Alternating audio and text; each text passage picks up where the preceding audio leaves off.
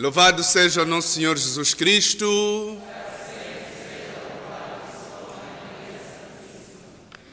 Uma nota breve. A primeira leitura que hoje ouvimos, traída do Ben Sirá, é um livro eclesiástico, é um livro que só faz parte da Bíblia Católica. Então, e lemos no capítulo 27, o 33, depois o 28 e 9, junto com Tobias, Judite, Baruque, a primeira e segunda Macabeus e até extratos de Daniel e Esther não fazem parte da Bíblia protestante. Então, lá em casa, quem tiver a Bíblia e querer voltar a ver e ver que não encontra o livro do Ben Sirá, ou eclesiástico, fique sabendo que está levando uma Bíblia protestante e, se calhar, deve trocá-la por uma Bíblia católica, que é aquela que nós seguimos, o próprio cânon assim o diz.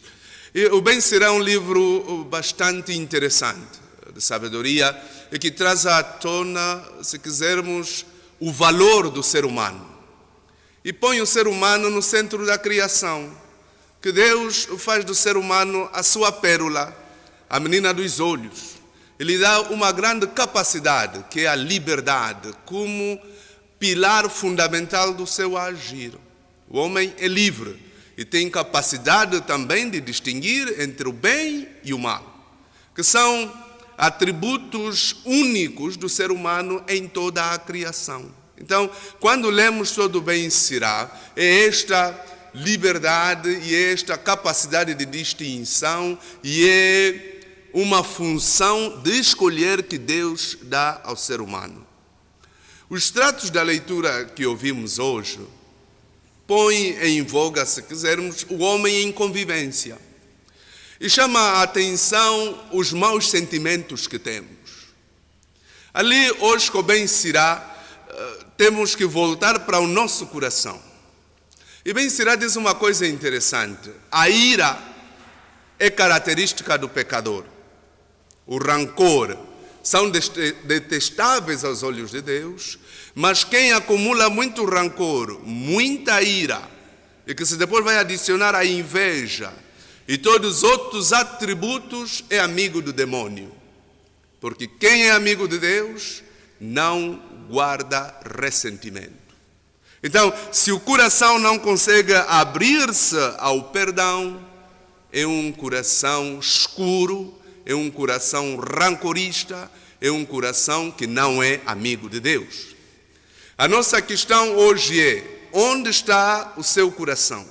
Ao lado do rancor? Ao lado da ira? Ao lado da inveja? Fechado à impossibilidade do perdão? Ou está ao lado da luz? O Evangelho, que não foge muito da realidade do que ouvimos aqui, São Mateus quer de alguma forma conversar com o eclesiástico e mete o diálogo de Jesus e Pedro. E é interessante que Pedro é o Pedro de sempre, várias vezes atrapalhado. E faz uma pergunta a Jesus e ele próprio quer armar-se mais inteligente que o mestre. Diz: quantas vezes devemos perdoar? Ele não espera a resposta. Ele próprio responde: será até 7 vezes?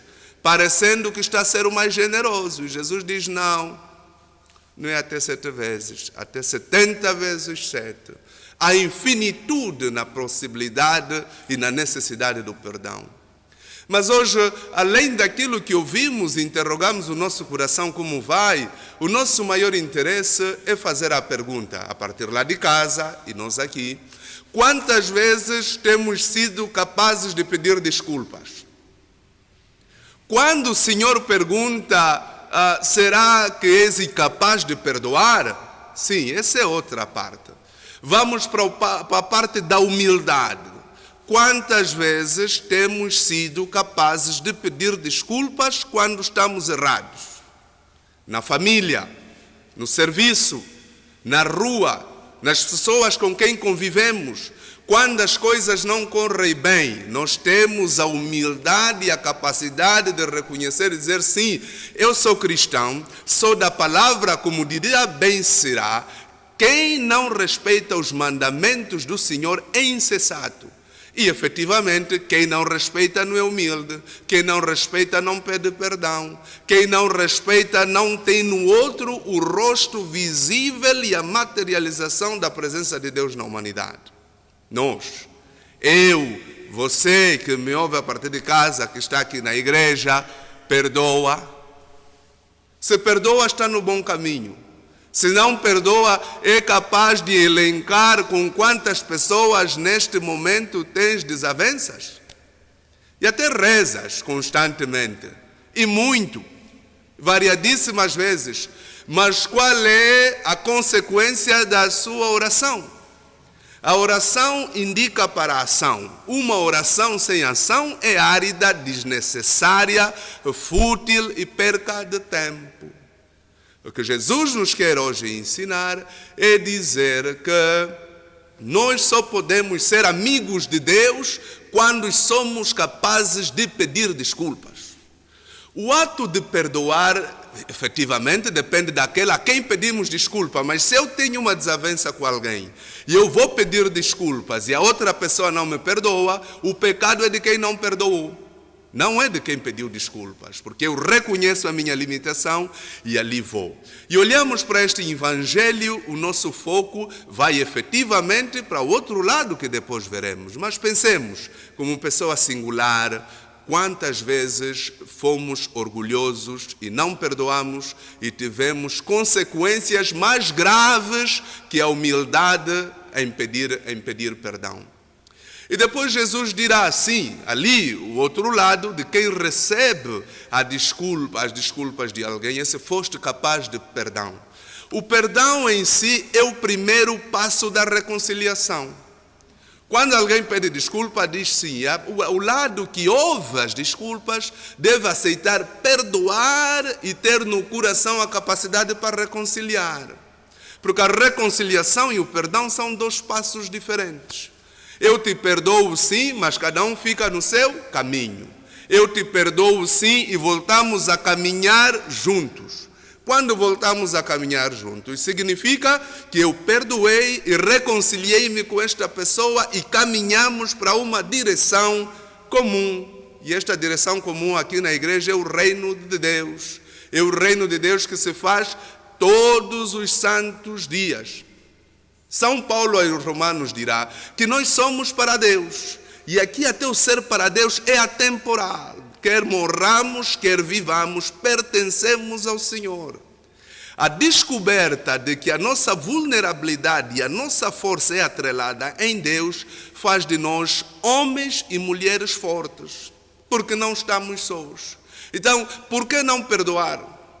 Por que não reconciliar? Se Deus, dom do amor e da paz, não só reconciliou o mundo consigo, mas salvou o mundo. Em Jesus Cristo nosso Senhor. Até na cruz, Jesus disse aos seus malfeitores, os que o pregaram, Pai, perdoa, porque não sabem o que fazem. Salva todo aquele que de coração honesto e aberto entrega-se às possibilidades.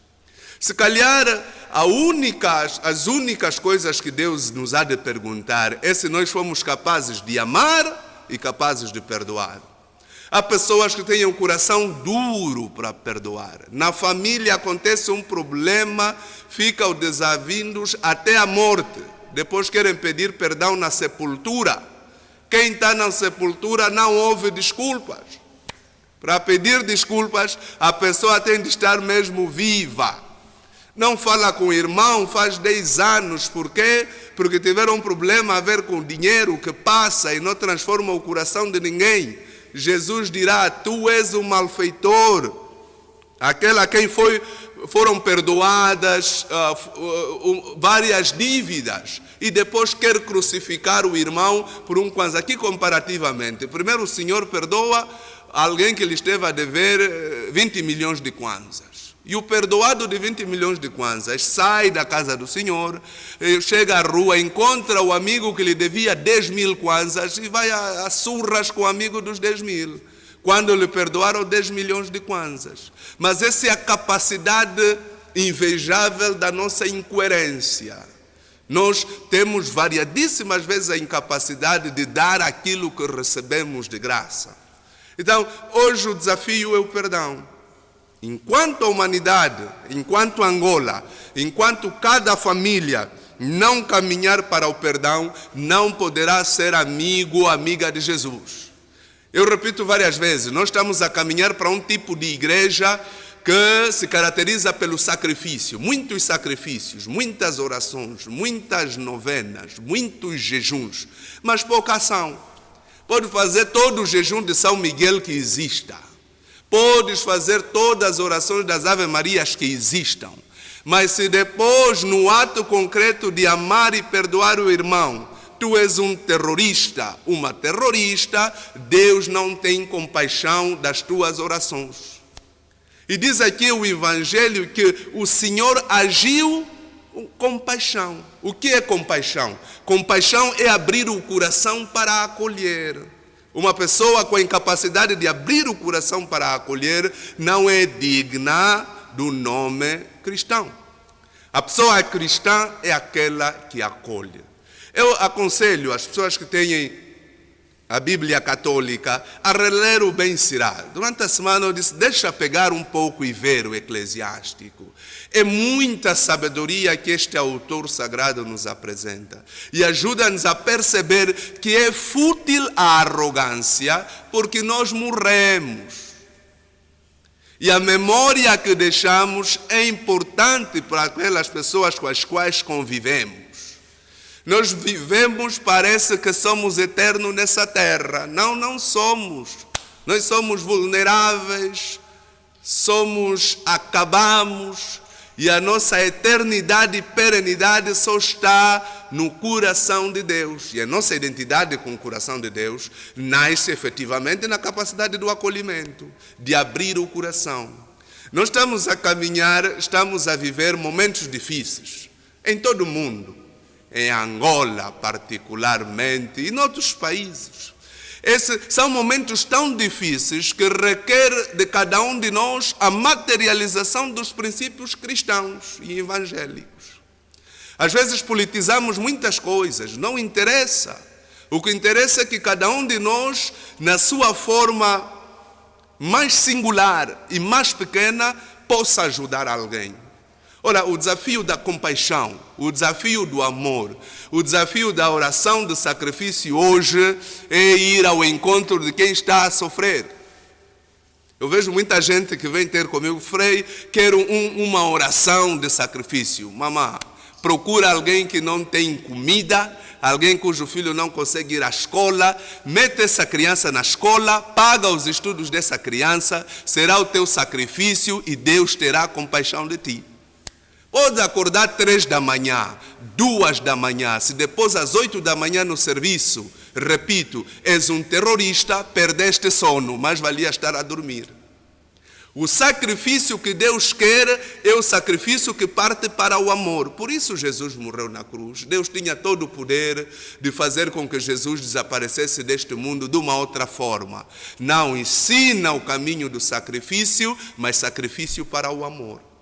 Então, que cada um de nós interrogue como é que vive, que cada um de nós tente balançar, mete numa balança se é mais irado ou mais alegre. Os teus dias, estás mais triste ou estás mais alegre? Todos os dias acordou de manhã, está frustrado. Por quê? Porque tens muitos inimigos e o teu coração não consegue descansar em paz. Você vai dormir, sonha com os inimigos, acorda, vê os inimigos, não pode ter alegria. O teu olhar é um olhar que não atrai simpatias, de facto é um olhar que dispersa. As pessoas olham para ti, respiras violência, te vão fugir. Então, há esta necessidade da restauração do nosso coração, da renovação do nosso coração. Nós já temos muitos problemas de fome. Temos muitos problemas de falta de dinheiro conjuntural. Temos muitos problemas que pelo menos tenhamos a capacidade de sofrer juntos. Quando sofremos juntos, nós somos amigos de Deus.